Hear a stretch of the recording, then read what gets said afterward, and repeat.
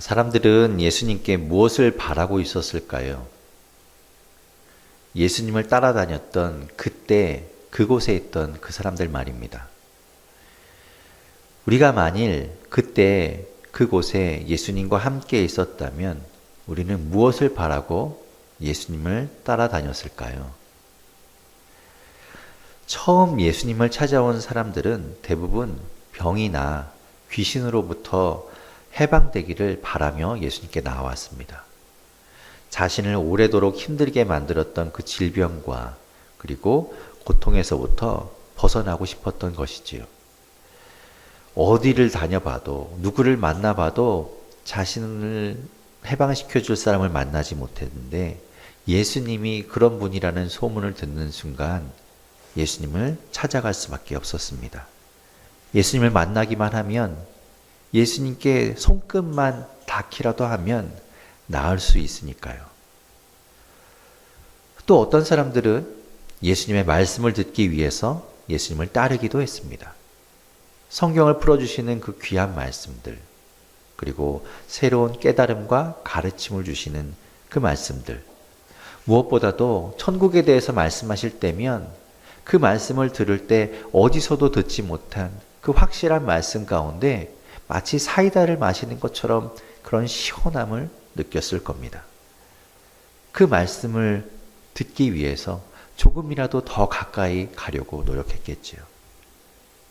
그런가 하면 이 모든 일들을 옆에서 직접 보기 위해서 예수님을 따르던 사람들도 분명히 있었을 겁니다.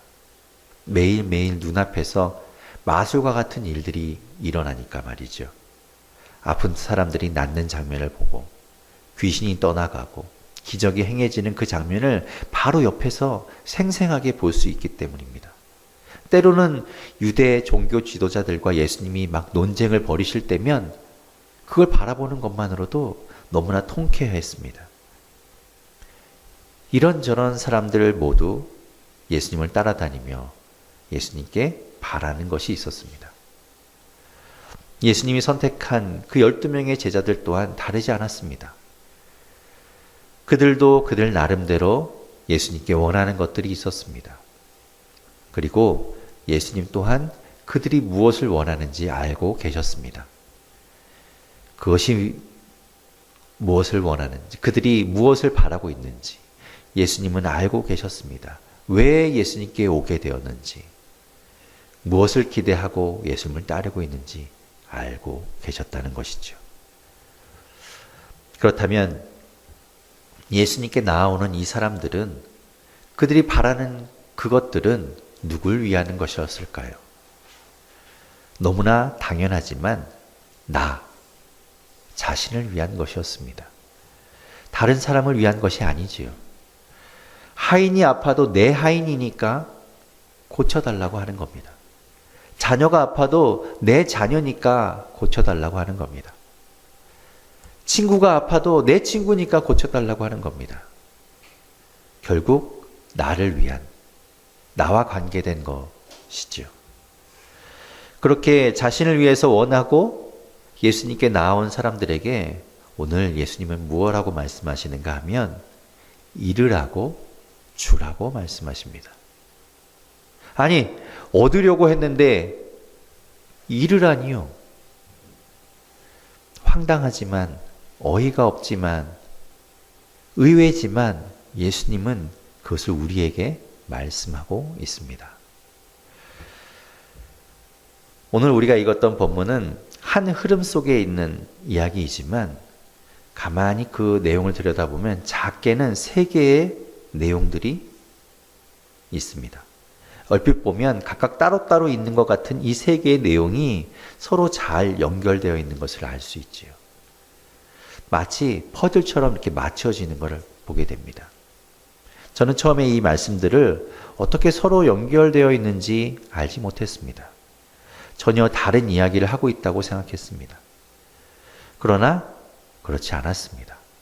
서로 관계가 있었다는 걸 알게 되었죠. 하나하나 그 관계를 한번 살펴볼까요? 첫 번째 단락은 예수님의 질문에 관한 내용입니다. 길을 가던 예수님이 제자들에게 질문을 하십니다. 우리 27절 말씀 같이 한번 읽어보겠습니다. 함께 읽겠습니다. 시작. 예수와 제자들이 빌립보 가이사랴 여러 마을로 나가실세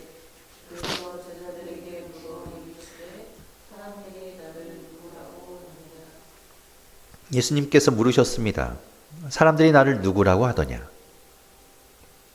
그러게요. 궁금하지 않았나요? 당시 사람들은 예수님을 어떻게 생각했을까요?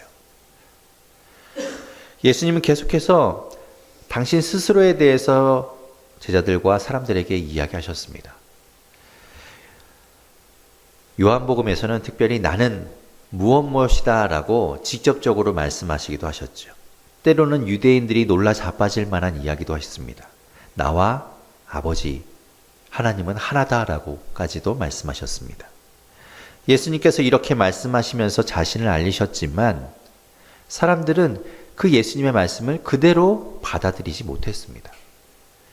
사실 이해하기가 쉽지 않은 이야기였기 때문에 받아들이지 못했다, 받아들일 수 없었다라는 말이 어쩌면 맞을지도 모릅니다. 그래서 그들은 각자가 이해할 수 있는 그런 범위 내에서 그들의 방식으로 그 말씀을 해석해서 예수님을 생각했습니다. 결국엔 예수님이 이야기하고자 했던 그 의도와는 다르게 그 말을 제대로 이해하지 못했다는 것이죠. 예를 들면 이런 겁니다. 요한복음 6장에서 예수님은 나는 생명의 떡이다 라고 말씀하셨습니다. 나는 생명의 떡이다. 하지만 사람들은 그 이 말씀을 이해하지 못했습니다. 그래서 이런 결과가 나옵니다. 요한복음 6장 51절 52절 말씀입니다. 우리 요한복음 6장 51절 52절 말씀 같이 한번 읽어보겠습니다. 시작. 나는 하늘에서 내려온 살아있는 떡이니 사람이 이 떡을 먹으면 영생하리라. 내가 줄 떡은 곧 세상의 생명을 위한 내 살이니라 하시니라. 그러므로 유대인들이 서로 다투어 이르되 이 사람이 어찌 능히 자기 살을 우리에게 주어 먹게 하겠느냐.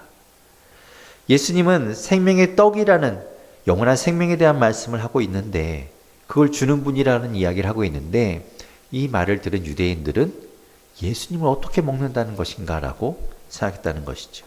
진짜 예수님의 살을 먹는 것으로 생각했다는 겁니다. 그러니 사람들이 예수님을 어떻게 생각하고 있는가, 예수님에 대해서 어떻게 바라보고 있는가 그걸 확인할 필요가 있지요. 안 그러면 전혀 엉뚱한 방향으로 예수님을 바라볼 수 있기 때문입니다. 그리고 이 사람들이 예수님을 어떻게 생각하는지는 예수님께 무엇을 원하고 있는지를 나타내 주는 겁니다. 예수님은 훌륭한 의사라고 생각한다면 예수님께 병 고침을 원하는 것이겠지요. 또 예수님을 귀신을 쫓아내는 그런 퇴마사쯤으로 생각한다면 예수님께 귀신 쫓아내 주기를 바랄 겁니다. 말씀을 잘하는 웅변가나 설교가로 생각한다면 예수님께 좋은 말씀을 듣고 싶어 하는 것이지요. 그렇게 예수님을 어떻게 생각하는지가 예수님께 무엇을 원하는지를 말해주는 겁니다. 예수님의 질문에 제자들은 사람들에게서 들은 이야기를 예수님께 전합니다. 오늘 본문 28절에 이렇게 말합니다. 28절 같이 읽어보겠습니다. 시작. 제자들이 여짜와 이르되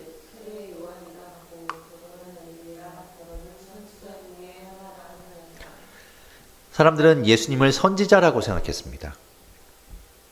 세례 요한처럼 회개를 선포하고 엘리야처럼 능력을 행하는 선지자 그 중에 하나라고 예수님을 생각한 것이죠. 그 이야기에는 예수님께 그런 것들을 원했다는 겁니다. 선지자 정도의 그런 것. 하나님의 뜻을 알아서 하나님의 말씀을 선포해주는 그런 선지자 말이죠. 그렇다면 제자들은 예수님에 대해서 어떻게 생각하고 있었을까요? 무슨 마음으로 예수님을 따르고 있었을까요? 예수님이 선택한 그 12제자라는 예수님과 함께 거하고 함께 밥을 먹고 함께 자는 그 제자들은 예수님을 어떻게 생각하고 있었을까요? 오늘 말씀 29절에 이렇게 대답합니다. 29절 같이 읽어보겠습니다. 시작. 또 물으시되 너희는 나를 누구라 하느냐? 베드로가 대답하여 이르되 주는 그리스도시니이다 하매. 아멘입니다. 예수님의 질문에 베드로가 대답합니다. 주는 그리스도십니다. 주는 그리스도십니다. 이상합니다. 제자들이 한 목소리로 이야기해야 되지 않겠습니까? 마태복음에서 동일한 본문에 이야기하고 있는 것처럼 주는 그리스도시요 살아계신 하나님의 아들이십니다라고 제자들이 함께 12명이 한 목소리를 내야 되지 않겠습니까? 그런데 베드로가 좀 유독 빠르게 대답한 것인지 아니면 다른 제자들이 머뭇거리고 있었는지는 모르지만 베드로만 그런 고백을 하는 겁니다. 어쩌면 다른 제자들, 11명의 제자들은 베드로와 다른 생각을 하고 있었는지도 모릅니다. 사실 베드로도 자신이 이런 대답을 하게 될 줄은 몰랐습니다. 그리고 자신의 대답을 하면서도 자기가 스스로 놀랐습니다. 그 대답은 자신 안에서 나온 것이 아니라 하나님께로부터 온 것이었기 때문입니다. 마태복음 16장 17절에서 예수님은 베드로의 고백을 듣고 이렇게 말씀하십니다. 16장 17절 마태복음 16장 17절 말씀 같이 한번 읽어보겠습니다. 시작. 예수께서 대답하여 이르시되 바요나 시모나 내가 복이 있도다. 이를 내게 알게 한 이는 혈육이 아니요 하늘에 계신 내 아버지시니라. 아멘. 베드로의 대답을 들으시고 이어서 예수님은 그 베드로의 고백 뒤에 예수님의 순환 예고라고 부르는 십자가와 부활에 대한 말씀을 하십니다. 예수님은 총 3번에 걸쳐서 이 말씀을 하시는데 그때마다 제자들은 서로 높은 자리를 차지하기 위해서 다투는 모습을 보게 됩니다. 두 번째 순환 예고, 오늘 말씀에서는 첫 번째 순환 예고였지만 두 번째 순환 예고를 하셨을 때 제자들은 그 이야기를 듣고 서로 다투었습니다. 마가복음 9장 33절 34절에 이렇게 말씀하고 있습니다. 같이 읽어보겠습니다. 시작. 가버나움에 이르러 집에 계실새 제자들에게 물으시되 너희가 길에서 서로 토론한 것이 무엇이냐 하시되 그들이 잠잠하니 이는 길에서 서로 누가 크냐 하고 쟁론하였음이라. 세 번째 순환 예고를 하셨을 때는 어땠을까요? 세 번째로 예수님께서 십자가와 부활에 대해서 말씀하셨을 때 역시 그들은 다투었습니다. 마가복음 10장 35절에서 37절에 이렇게 또 기록하고 있습니다. 마가복음 10장 35절에서 37절 같이 읽어보겠습니다. 시작. 세베대의 아들 야고보와 요한이 주께 나와 여짜오되 선생님이여 무엇이든지 우리가 구하는 바를 우리에게 하여 주시기를 원하옵나이다. 이르시되 너희에게 무엇을 하여 주기를 원하느냐? 여짜오되 주의 영광 중에서 우리를 하나는 주의 우편에 하나는 좌편에 앉게 하여 주옵소서. 실제로 제자들은 이런 마음을 가지고 있었던 겁니다. 나는 예수님을 따르다가 한 자리를 차지하겠다. 높은 자리를 차지하겠다라는 마음을 가지고 있었던 것이죠. 그리고 모두 다 그런 꿈을 꾸고 있었다는 겁니다. 그래서 그것 때문에 다툼이 일어난 겁니다. 이스라엘 백성들은 모두 그리스도를 기다리고 있었습니다. 히브리어로 메시아라고 부르는 하나님의 구원자가 이 땅에 오실 것을 기다리고 있었습니다. 기름 부음을 받은 자. 그가 와서 자신들을 구원해 주기를 바라고 있었지요. 마치 애굽 땅에서 속박받고 있을 때 자신들을 구원했던 그 사건처럼 지금 로마의 압제 가운데 있는 자신들을 구원해 줄 메시아 그리스도가 오기를 기다리고 있었습니다. 그래서 조금이라도 특별한 사람이 나타나면 저 사람이 그리스도가 아닌가? 저 사람은 그리스도가 아닌가? 그렇게 생각했습니다. 그래서 세례 요한에게도 그렇게 사람들이 질문했습니다. 당신이 우리가 기다리던 바로 그 그리스도입니까? 세례 요한은 물론 아니라고 자신은 그리스도가 오실 길을 예비하는 사람이라고 말했지요. 그러니 이 베드로의 대답, 베드로의 이 고백은 이런 의미가 있는 겁니다. 당신이야말로 지금까지 우리가 기다리고 고대하던 바로 그 그리스도입니다. 당신이야말로 진짜 그 그리스도입니다. 라는 고백인 겁니다. 그러니 그 안에는 어떤 마음이 있는가 하면 우리를 어서 해방시켜 주십시오. 우리를 어서 해방시켜서 새로운 정권을 만들고 우리 제자들을 요직에 앉혀주십시오. 그것이 진짜 제자들의 속마음이었던 것이죠. 그런데 예수님이 그들의 마음을 아시는지 모르는지 이상한 말씀을 하십니다. 오늘 본문의 두 번째 부분이 예수님의 순환 예고, 예수님의 그 십자가와 부활에 대한 이야기를 그 고백을 들으신 이후에 이야기하시는 겁니다. 오늘 본문 30절, 31절 같이 한번 읽어보겠습니다. 시작.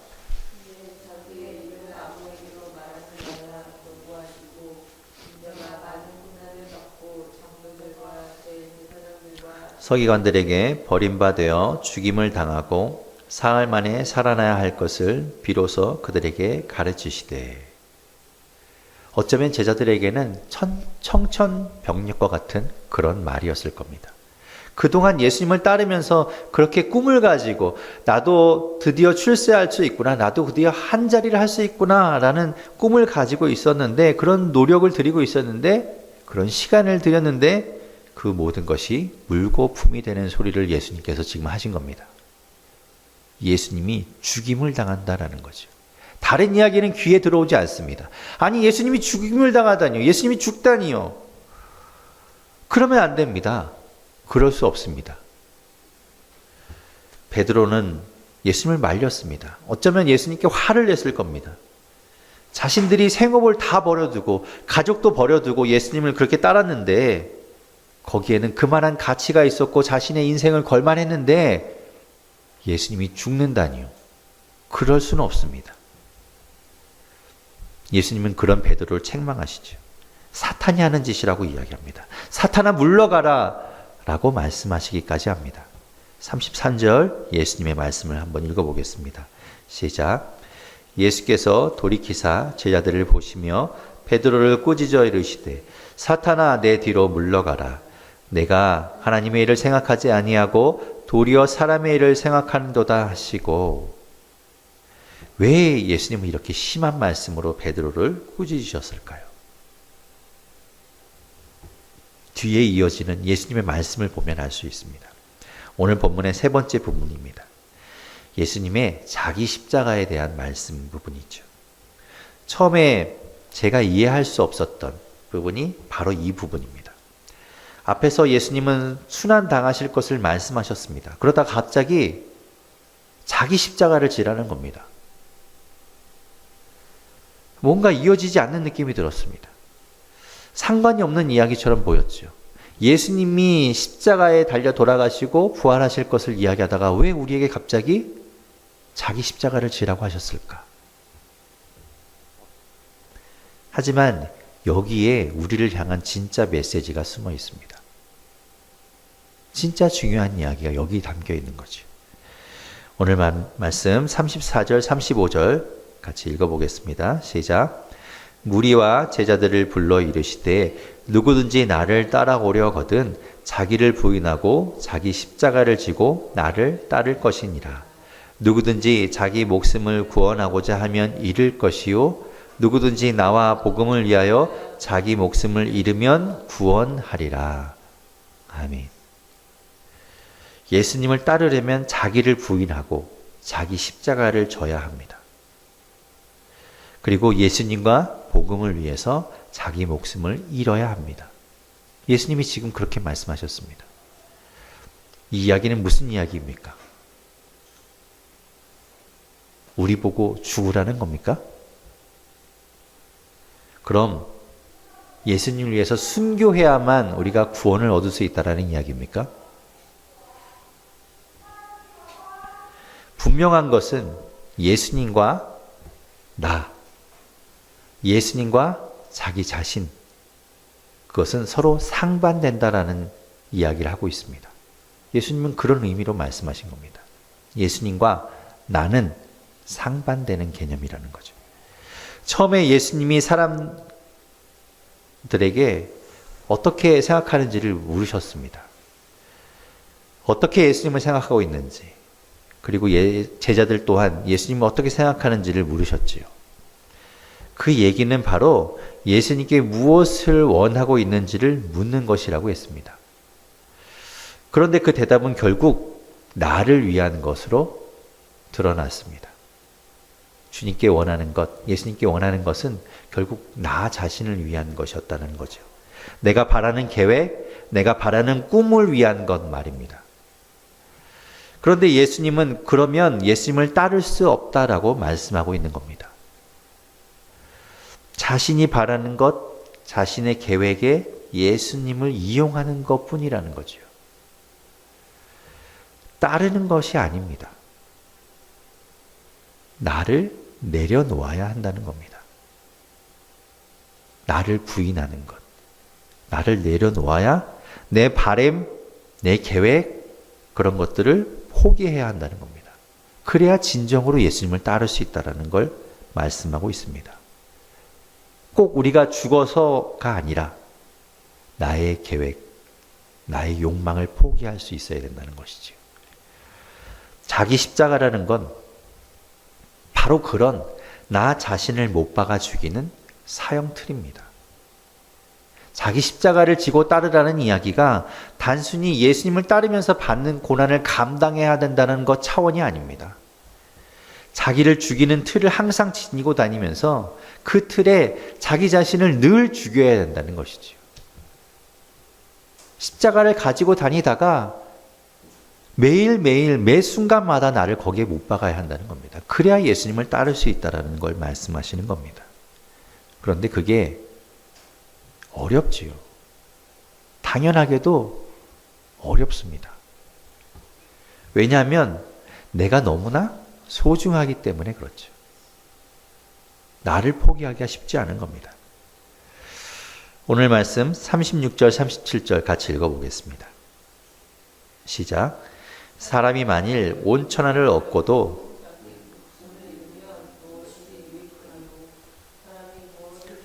자기 목숨과 바꾸겠느냐.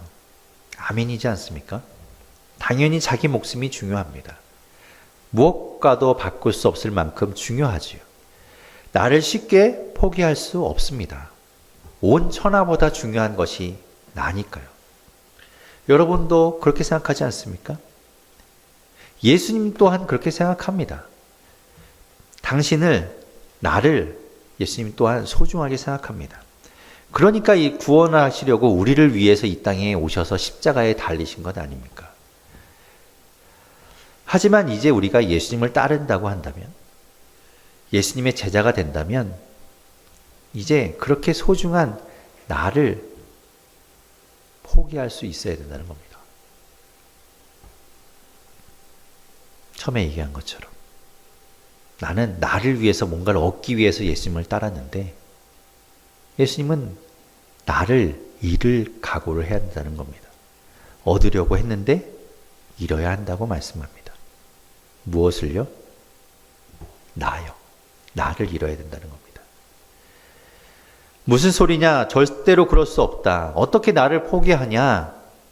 그럼 그게 사는 거냐? 그러면 그게 무슨 의미가 있냐? 그래서 예수님께서 말씀하십니다. 그런 사람들에게 예수님께서 말씀하시죠. 그게 사는 거라고. 그렇게 자기의 욕망을 포기하고 예수님을 따르는 것이 사는 길이라고, 그렇게 해도 걱정하지 말라고, 예수님께서 구원하실 것이라고, 살리실 것이라고 오늘 35절에 이야기한 겁니다. 자기를 잃어도 걱정하지 마. 예수님이 살리신다는 거죠. 먹이신다는 거죠. 그래도 여전히 예수님의 방법과 말씀을 따르기보다는 나를 붙들고 내 욕망을 따라 살겠다는 우리에게 예수님께서는 마지막 이렇게 말씀하십니다. 38절 말씀 우리 같이 한번 읽어보겠습니다. 시작. 누구든지 이 음란하고 죄 많은 세대에서 나와 내 말을 부끄러워하면 인자도 아버지의 영광으로 거룩한 천사들과 함께 올 때에 그 사람을 부끄러워하리라. 좀 더 쉽게 이런 이야기입니다. 좀 더 쉽게 메시지 성경에서는 이렇게 번역하고 있습니다. 우리 같이 한번 이 말씀을 한번 읽어보겠습니다. 메시지 성경에 나와 있는 부분 같이 읽겠습니다. 시작. 너희 가운데 누구든지 변덕스럽고 중심 없는 친구들과 사귀면서 나와 너희를 인도하는 내 방식을 부끄러워하면 인자도 아버지 하나님의 모든 영광에 쌓여 거룩한 천사들을 거느리고 올 때 그를 더 부끄럽게 여길 줄로 알아라. 지금 우리는 무엇을 원하며 예수님을 따르고 있습니까? 자기를 포기하고 예수님의 말씀과 방법을 따르려고 하고 있습니까? 날마다 나를 죽이는 자기 십자가를 지고 가고 있습니까? 아니면 벌써 예저녁에 버려버리고 나를 죽이는 것이 아니라 다른 사람을 죽이기 위한 다른 사람 십자가, 아니면 예수님을 날 삶의 내 욕망에 이용하기 위해서 예수님을 오늘도 죽이는 예수님의 십자가를 지고 있습니까? 나를 죽여야 한다라고 말씀합니다. 나를 못 박아야 된다라고 말씀하는 거죠. 나를 죽이기 위한 십자가가 아니라 오늘도 남의 십자가, 예수님의 십자가를 지고 있지는 않습니까?